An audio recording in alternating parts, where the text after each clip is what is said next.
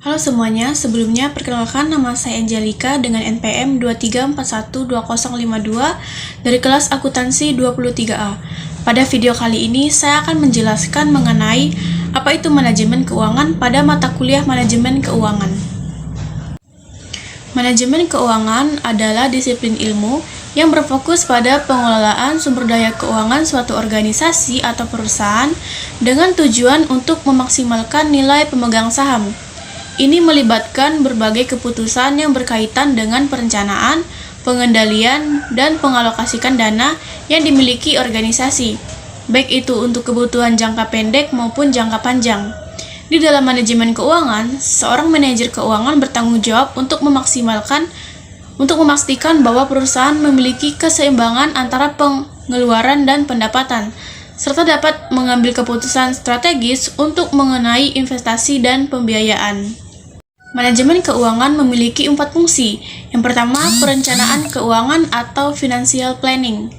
Perencanaan keuangan melibatkan pengembangan rencana keuangan jangka pendek dan jangka panjang. Rencana ini bertujuan untuk memaksimalkan bahwa perusahaan memiliki dana yang cukup untuk mencapai tujuan bisnisnya. Dalam proses ini, manajer keuangan harus mempertimbangkan kebutuhan modal, sumber pendanaan, dan potensi risiko yang mungkin dihadapi perusahaan. Yang kedua, pengendalian keuangan atau financial control. Pengendalian keuangan bertujuan untuk memastikan bahwa perusahaan mengelola dana dengan bijaksana dan sesuai dengan rencana yang telah dibuat. Proses ini melibatkan pemantauan anggaran, analisis laporan keuangan, serta evaluasi kinerja keuangan perusahaan secara berkala.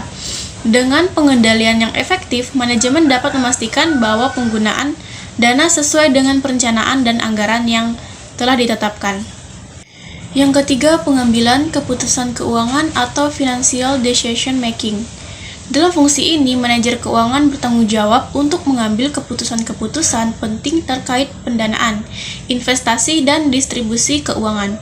Keputusan ini dapat mencakup apakah perusahaan akan mengajukan pinjaman, melakukan investasi baru, atau membayar dividen kepada pemegang saham. Setiap keputusan harus didasarkan pada analisis risiko, return yang diharapkan, dan dampaknya terhadap kesehatan keuangan perusahaan. Yang keempat, pengelolaan risiko keuangan atau risk management. Manajemen risiko keuangan melibatkan identifikasi, evaluasi, dan mitigasi risiko yang berhubungan dengan keuangan perusahaan. Risiko ini dapat berupa perubahan suku bunga, fluktuasi nilai tukar mata uang, atau risiko kredit. Manajer keuangan perlu mengembangkan strategi untuk melindungi perusahaan dari potensi kerugian akibat risiko tersebut, seperti melalui hedging atau diversifikasi portofolio. Tujuan manajemen keuangan ada 4. Yang pertama, memaksimalkan nilai perusahaan. Salah satu tujuan utama manajemen keuangan adalah untuk memaksimalkan nilai perusahaan dalam jangka panjang. Hal ini dapat dicapai melalui keputusan investasi yang bijaksana, pengelolaan biaya yang efektif, serta manajemen risiko yang baik. Ketika perusahaan berhasil meningkatkan portabilitas dengan mengurangi risiko, nilai pasar perusahaan akan meningkat sehingga memberikan keuntungan bagi para pemegang saham. Yang kedua, menjaga likuiditas. Perusahaan harus memastikan bahwa mereka memiliki likuiditas yang cukup untuk memenuhi kewajiban jangka pendek, seperti pembayaran gaji karyawan, pembelian bahan baku, dan pembayaran utang jangka pendek. Jika perusahaan mengalami masalah likuiditas, hal ini dapat mengganggu operasional sehari-hari dan berpotensi menimbulkan masalah keuangan yang lebih besar. Yang ketiga, mengoptimalkan struktur modal. Manajemen keuangan juga bertanggung jawab untuk menemukan struktur modal yang optimal, yaitu keseimbangan antara modal sendiri dan modal pinjaman. Struktur modal yang baik akan membantu perusahaan mengurangi biaya modal dan memaksimalkan laba bersih yang dapat dihasilkan. Jika perusahaan terlalu banyak mengandalkan utang, hal ini dapat meningkatkan risiko kebangkrutan. Sementara ketergantungan yang terlalu besar pada ekuiditas dapat mengurangi return bagi pemegang saham. Yang keempat, menjamin keberlanjutan bisnis. Tujuan lainnya adalah untuk memastikan bahwa perusahaan dapat bertahan dalam jangka panjang.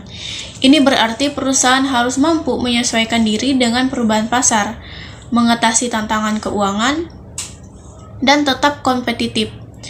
Manajemen keuangan yang efektif akan membantu perusahaan membuat keputusan yang mendukung pertumbuhan jangka panjang dan keberlanjutan bisnis.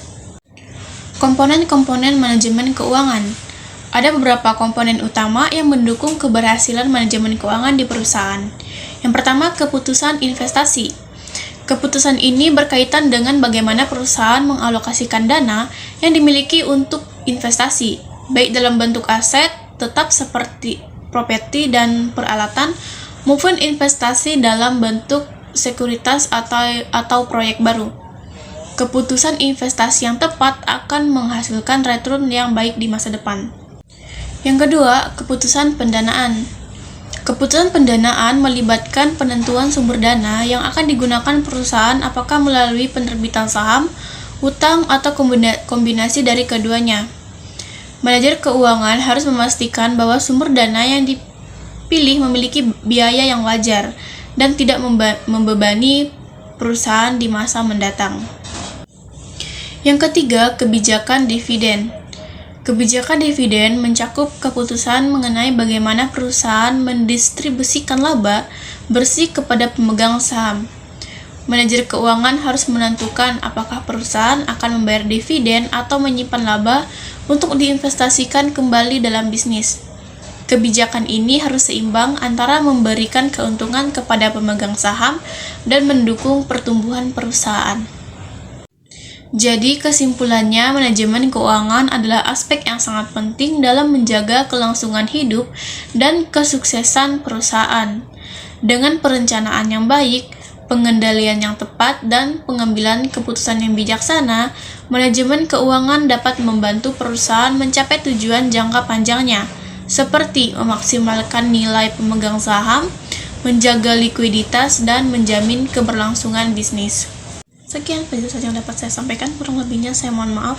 Semoga apa yang saya sampaikan dapat berguna untuk kita semua. Saya akhiri, terima kasih.